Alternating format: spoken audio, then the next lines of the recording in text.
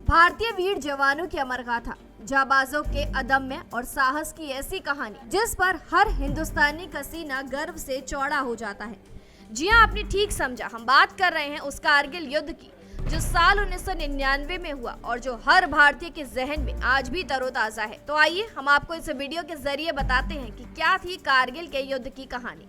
साल 1999, वादियों की हाड़ गला देने वाली ठंड, जहां आम इंसान के लिए जीवन बिताना भी किसी मुसीबत से कम नहीं, और वह दुश्मन देश साजिश रच रहा था।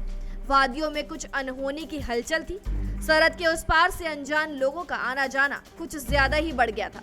स्थानीय लोगों के मुताबिक उनके हाथों में चमचमाते आधुनिक हथियार और कंधों पर भारी भरकम झोले लटके हुए थे। दूर से ही खूंखार दिखने वाले ये लोग कारगिल की ऊंची ऊंची चोटियों पर अपना कब्जा जमाने की कोशिश में थे। ये अपनी पकड़ मजबूत करने के लिए आधुनिक हथियार जैसे मोर्टार, रॉकेट लॉन्चर साथ लेकर आए थे। कुछ दिन बीते, ठंड कम हुई और सूरज की तपिश से बर्फ पिघलने लगी। इसी के साथ मवेशियों का उनके चरवाहों के साथ पहाड़ियों पर लौटना भी शुरू हो गया था। ये बात मई 1999 की है, जब एक मवेशी भटकते हुए वंजू चोटी तक जा पहुंचा। उसे ढूंढने गया एक चरवाहा जिसका नाम ताशी नामक ग्याल था। उसकी नजर वहां मौजूद अनजान चेहरों पर पड़ी। उसने देखा कि ये लोग कोई साधारण लोग नहीं, बल्कि हथियारों से लैस और खतरनाक मंसूबों के साथ आए घुसपैठिए हैं। ये देखकर वो चरवाहा वहां से नजदीक कारगिल सेक्टर के वंजू सेना ब्रिगेड पहुंचा और वहां मौजूद सैन्य अधिकारियों को सब कुछ बता दिया। उसकी बातें सुनकर अधिकारी सख्ते में आ गए। तब 5 मई 1999 को ग्रुप कैप्टन सौरभ कालिया के नेतृत्व में एक सैन्य टुकड़ी सर्च ऑपरेशन के लिए वंजू चोटी की ओर रवाना हुई।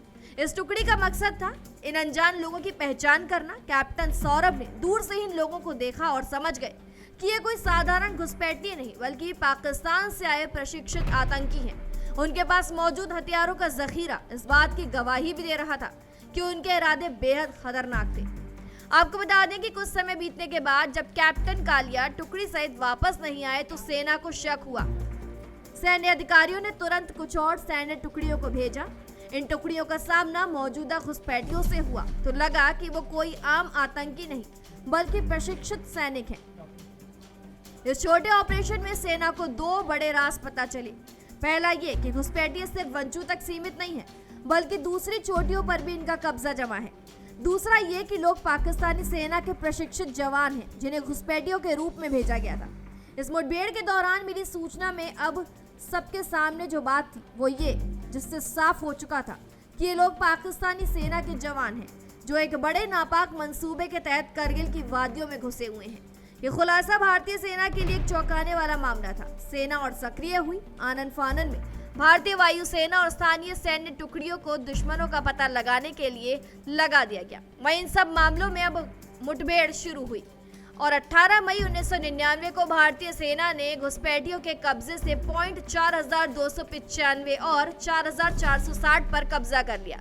इस ऑपरेशन में वहां मौजूद घुसपैठियों को मार गिराया गया और दोनों चोटियां फिर से भारत के कब्जे में आ गई। घुसपैठियों के पास से बरामद दस्तावेजों ने साबित कर दिया कि ये लोग पाकिस्तानी सेना के जवान हैं, जहां युद्ध के नापाक इरादे के लिए इन्हें भेजा गया है। भारतीय सेना पूरी तरह समझ चुकी थी कि पाकिस्तान एक गुप्त युद्ध की तैयारी कर रहा है। परिस्थितियों से वाकिफ भारतीय सेना ने पाकिस्तान के मंसूबों को भागते ही थल सेना और वायु सेना से मिलकर एक ठोस योजना बनाई। इस ऑपरेशन को मंजूरी मिलते ही 26 मई 1999 को भारतीय वायु सेना ने ऑपरेशन सफेद सागर लॉन्च कर दिया।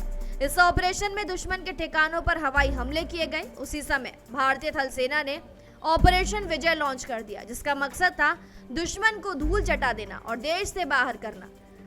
वहीं तोलोलिंग की चोटियों पर बैठे पाकिस्तानी घुसपैठियों ने नेशनल हाईवे 1A से गुजरने वाले सैन्य वाहनों को निशाना बनाना शुरू कर दिया था। ऐसे में उस चोटी को दुश्मन से खाली कराना बेहद जरूरी हो गया था, जिसमें वायुसेना ने इस पर अटैक कर तोलोलिंग चोटी को दुश्मनों से खाली करवा लिया। आपको बता दें कि इस ऑपरेशन को पहले 3 इन्फेंट्री डिवीजन ने शुरू कर दिया। वहीं कश्मीर में आतंकवाद के खिलाफ लड़ रही 8 माउंटेन डिवीजन को भी जल्द ही कारगिल में शामिल कर लिया गया। वहीं 3 इन्फेंट्री डिवीजन को बटालिक और काकसर के इलाकों में जिम्मेदारी दी गई, जबकि द्रास और मुश्को घाटी में 8 माउंटेन डिवीजन ने मोर्चा संभाला था। इस अभियान में अतिरिक्त सेना और आर्टिलरी की टुकड़ियां भी शामिल की गई थी।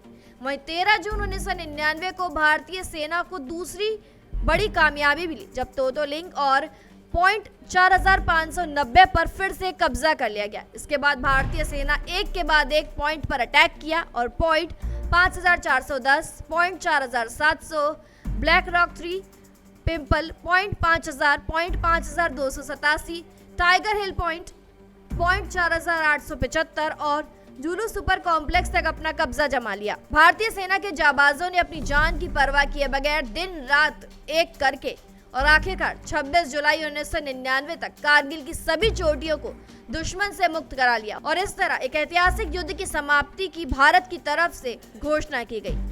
आज ही के दिन हुए इस ऐतिहासिक कारगिल विजय की कहानी आपको कैसी लगी, हमें कमेंट बॉक्स में शेयर जरूर करें। तमाम ऐसी जानकारियों के लिए जरूर सब्सक्राइब करें भारत एक्सप्रेस।